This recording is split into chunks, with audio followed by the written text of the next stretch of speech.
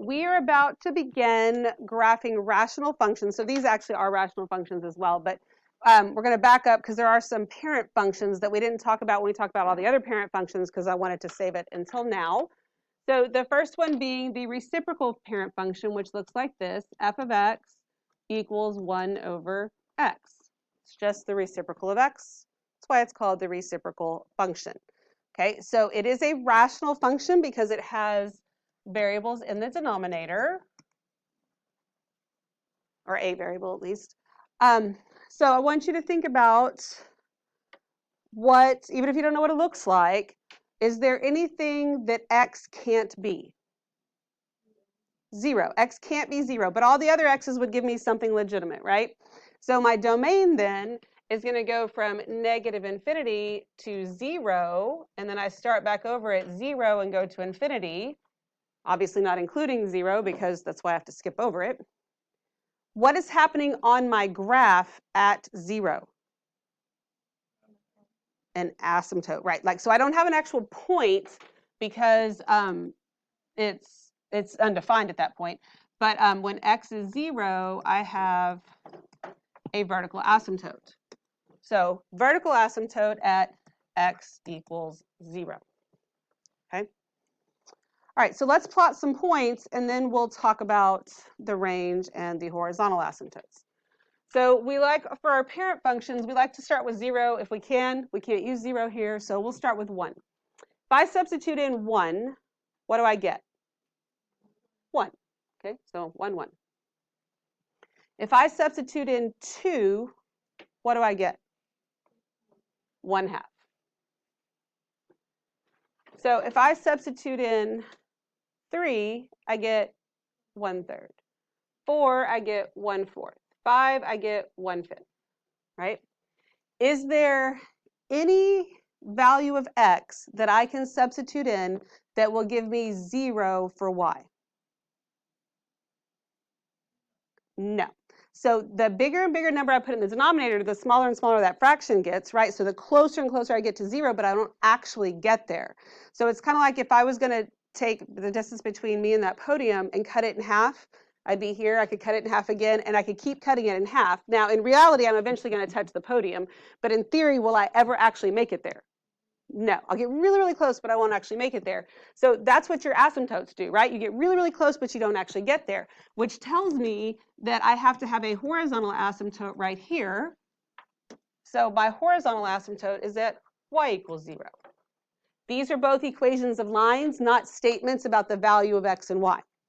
Okay, so let's finish graphing all this. Now, all of these points aren't really our anchor points. I'll show you which ones are, but I wanted you to get that idea there. What happens when I substitute in 1/2? What would that give me? 2. Okay, because here's what happens fraction-wise. 1 over 1/2, that equals 1 times the reciprocal of 1/2, which is 2 over 1. That's where you get your 2 from. So this part of the graph is going to look like this, right? So when I substitute in a -1, what do I get? -1. If I substitute in a -2, what do I get? -1/2. If I substitute in a -1/2, what do I get? -2. Okay, and so those 3 points really are the anchor points there, now that we know what's going on. So it's these 3 here and these 3 here. We just did those because they were easy and we could see what was going on, all right? So that tells me then that my range goes from -infinity to 0, then picks back up at 0 and goes to infinity. With your asymptotes, vertical and horizontal, these again are equations of lines. You cannot get x equals and y equals mixed up ever again. Some of you probably haven't been making that mistake for a while, but I always have some people that still get them mixed up. That is so old business, you cannot get them mixed up anymore. If you're still having issues in your head, then I want you all to do this. I want you to write a lowercase cursive y, how you were originally taught. It may not be how you actually write it, but just do that on your paper for me. And then rotate your paper upside down and tell me what it looks like. An H. So if I rotate this around, I get an H because Y is horizontal. Y is horizontal. Don't forget that. X, if you rotate your paper, it still looks like an X, right? But if you split it in half, you get a V for vertical. X is vertical, Y is horizontal. Don't ever mess that up, ever, okay? That's just a small part of a much bigger thing we're doing, and that can't be what's tripping you up, okay? We good? All right. So let's look at the reciprocal squared function. This one is f of x equals 1 over x squared. So once again, this is a rational function.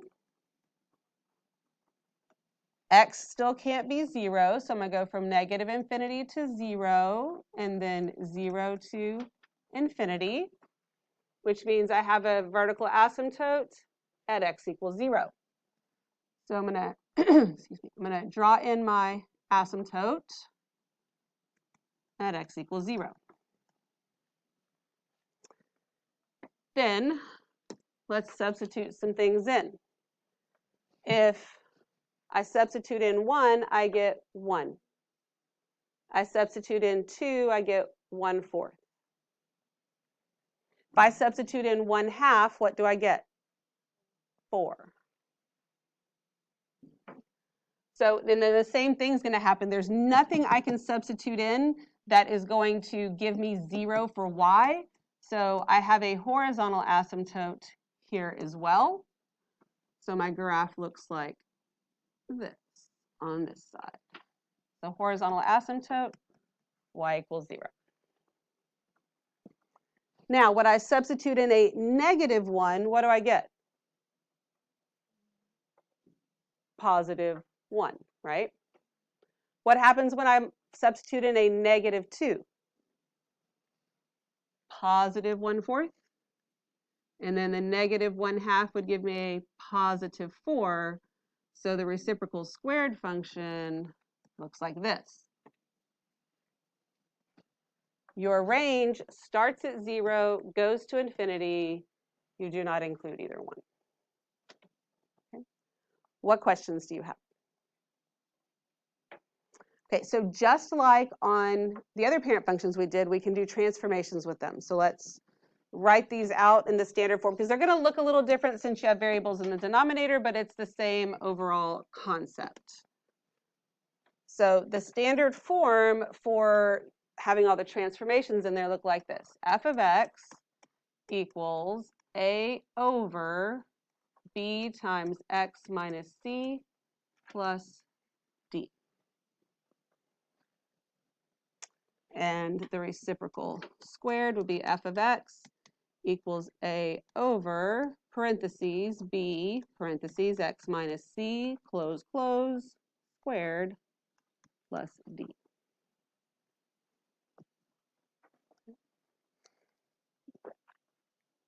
A, B, C, and D still do the exact same things they've always done. A, oh well, it starts with C. So C, that's my x minus C. So that means this is a horizontal shift. If it's positive, it shifts left. If it's negative, it shifts right. D is the vertical shift.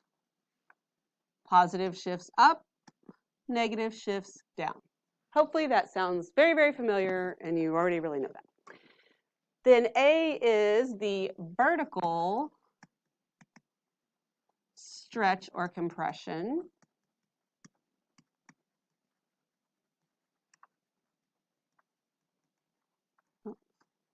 Oh goodness. It's like I can't spell, I just can't write.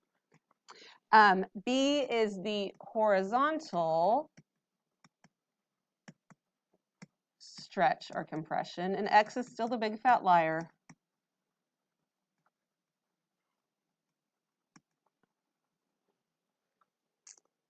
All right, then if A is negative, the function is reflected in which axis?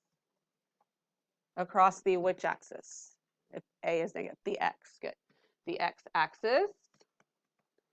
And if B is negative, it is reflected, gosh, I cannot write, reflected across the Y-axis. Now, the other thing that we have to worry about with these are the asymptotes, and that's very easy to get from this information. If I have a vertical asymptote, I can stretch and compress and reflect and shift up and down all day long, and it's not going to affect that. The only thing that's going to affect that vertical asymptote is when you shift left or right. So what shifts left and right is C. So my vertical asymptote is X equals C. And then along the same lines for horizontal, the only thing that's going to affect horizontal is your vertical shift. And so this is Y equals D. Okay. What questions do you have? All right.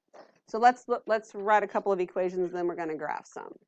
So it says the reciprocal parent function is reflected across the x-axis, then translated 4 units right and 3 units down. Write an equation to represent the new function, identify the asymptotes. So we can start off with the asymptotes.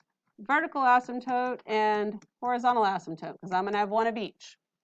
My vertical is affected by my shifts left and right. It says it's going to go 4 units right, so it was at x equals 0. It is now at x equals 4. My horizontal was at y equals 0, but I went 3 units down, so it's now at y equals -3. Right, so then I'm supposed to write my function. It's reflected across the x-axis, which means the A is negative. I don't have a vertical stretch or compression, so my A is 1. So the numerator has to be a -1.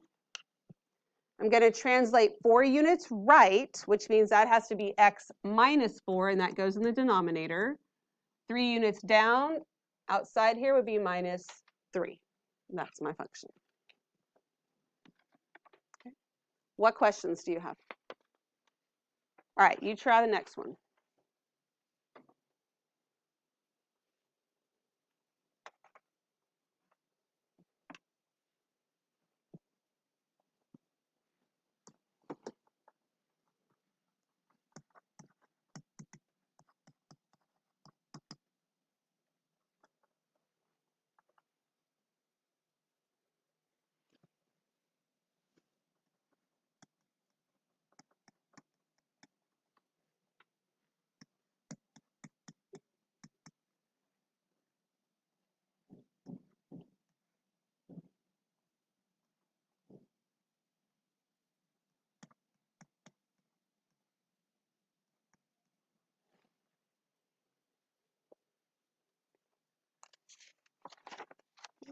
When you're done, check yourself with me. Let me know if you have any questions.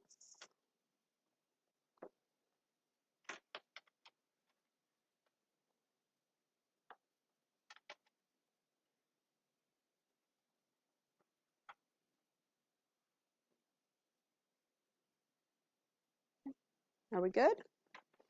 All right, let's graph some. Now, we're going to do something a little bit different with these graphs. If you have asymptotes, because we haven't graphed anything with asymptotes yet, but if you have asymptotes, you want to start with your asymptotes. That are going to be the most helpful. My parent function for the reciprocal looks basically something like that, okay? And this right here represents the axes and the asymptotes, right? Because they're in the same spot. Okay, so the only thing that's happening here is that I'm shifting down 2. And so the y equals 0 asymptote gets shifted down to here, right? Nothing happens to my vertical asymptote. That doesn't mean that I don't have one. It just means it's still at x equals 0. Now, your asymptotes, I have shifted them where they need to be, right? But when you do that, like the whole graph moves. So when you have asymptotes, you can now take your asymptotes and treat them like your new axes. Like I can ignore the x and y axis now. My asymptotes have become my x and y axis. So if I'm going to do that, then I'm going to ignore the shift because basically I've already done it, right? I did the shift. It all shifted down. Then if I do the rest of this, treating the asymptotes like the axes, everything's going to be where it needs to be. My anchor points here were 1, 1. So if I use this is like my new 0, 0, I'm going to go 1, 1. Boom, there's my point. Then if when x was 2, y was 1/2, right? From my asymptotes. Then when x was 1/2, my y was 2. Then -1, -1, -2, -1/2, -1/2, -2. And you just do everything from the asymptotes, and you're not having to count the shifts down when you graph, because your asymptotes have already taken care of it. And that's what your graph should look like. So we knew our vertical asymptote is at x equals 0, horizontal, y equals -2. We did that before we started. Domain, -infinity to 0, picks back up at 0 and goes to infinity. Range, -infinity to -2, and then -2 to infinity. And notice how your domain and range work with your asymptotes, because that's what's happening there. Okay. What questions do you have? Anything? Alrighty, then let's jump to number 6.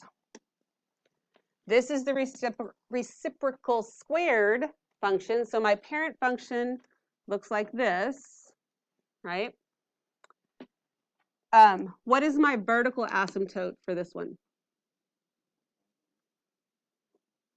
Vertical.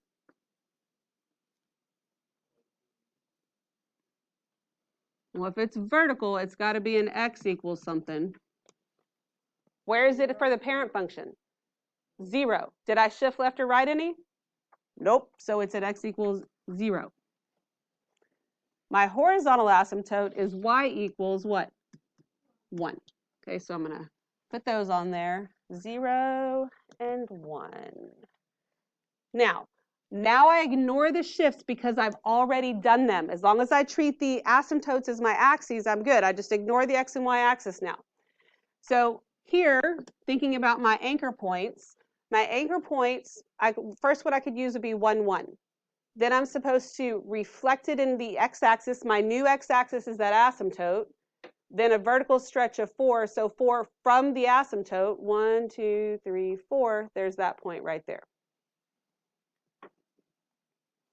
Anchor points using my asymptotes. If I was at 2, I was at 1/4. So I reflect in my new x-axis. I have a stretch of by 4, so that 1/4 becomes 1. Then 1/2 was at 1, 2, 3, 4. I reflect in my new x-axis, stretch by 4, and way off my graph. So I only get these 2 points over here, which is fine. It still gives me enough to get this shape that looks like this. Because I know what this looks like, and the whole thing just got reflected down, this here is a reflection of this side, so I can just put this point here, oops, and I missed. And then there's my graph.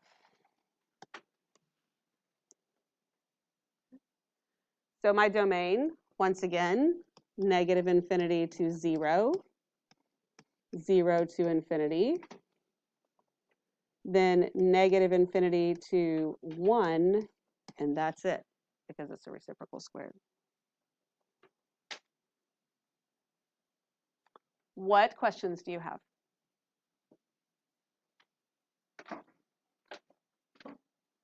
Good, does it make sense? You understand how we have new axes? Because nobody asked me a question last period until they had to do one on their own. Then they were like, why did you ignore that? So there wouldn't ever be a negative in front of the entire. Now, if like out here, like -4 over x squared, like that. Okay, so if you did, then basically you can put it in front of either one. But when you put it in front of this one, it's not on the inside of the squared. Does that make sense? So you just attach it to the top.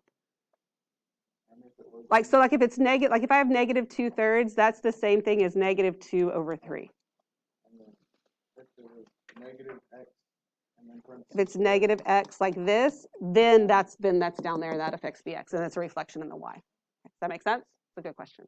But notice this though, here, because that is a good question, and because I don't want to get too deep in this because it can get very, very confusing, but if you take this, I want you to think about what it looks like if you reflect it in the x-axis, right? This comes down here, this goes up here. If I reflect it in the y-axis, this goes over here, this goes over here. Doesn't it look exactly the same? It does. And so it doesn't matter which one you reflect it in for this one, and this one it does. But here, like if you attached it to either one, it really wouldn't matter as long as you did it right, you'd be fine. Okay, we good? That's a good question. All right. Even the vertical and horizontal shifts you can look at more than one way, but we don't need to, and I don't want it to hurt your brain because it's not that important, so I don't want to get too far into that. All right, so let's look at number 8. Right, we're going to look at the asymptotes first. So I know that I have this plus x plus 4 means my vertical asymptote is at x equals what? -4. Good. And my horizontal asymptote would be at y equals what? -7. So I'm going to go to -7. 1, 2, 3, 4, 5, 6, 7. So -7 and -4. So now that I've done that, basically I've already shifted my graph, right? So since I've already shifted it left and down, I'm going to ignore the -7 and I'm ignore the 4, and I'm just going to do the rest and pretend like from my pink asymptotes, I do the 2 over x thing, right? Which means that if my anchor point for, and this was this one, right? At 1, I'm at 1, but I have a vertical stretch of 2, so I end up right there. At 2, I was at 1/2.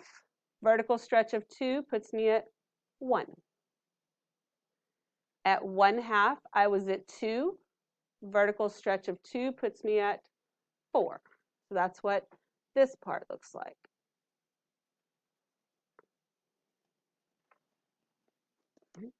So then at -1, I was at -1. Vertical stretch by 2 puts me off the graph a little bit. -2 was at -1/2. Vertical stretch by 2 puts me at -1. I'm not even going to try the other one because it's going to be way off. I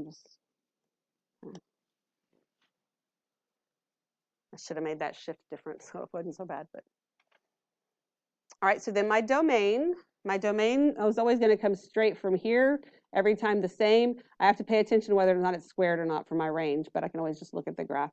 So I'm going from -infinity to -4. Start back over at -4 and go to infinity. -infinity to -7.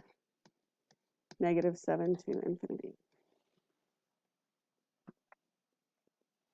What questions do you have? We're good? All right, then you do number 9 on your own.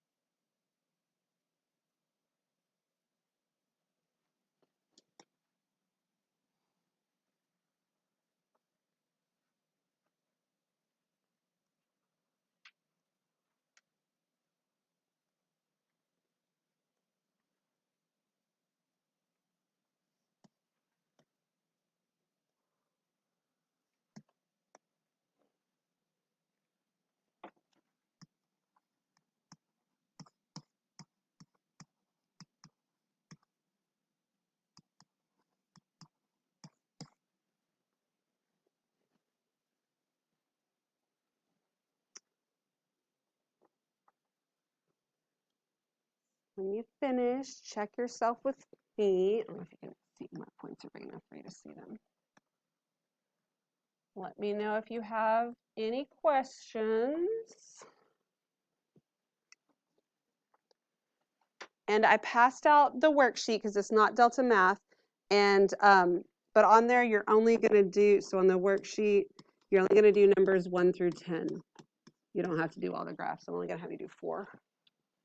Okay. All right. Any questions? All righty.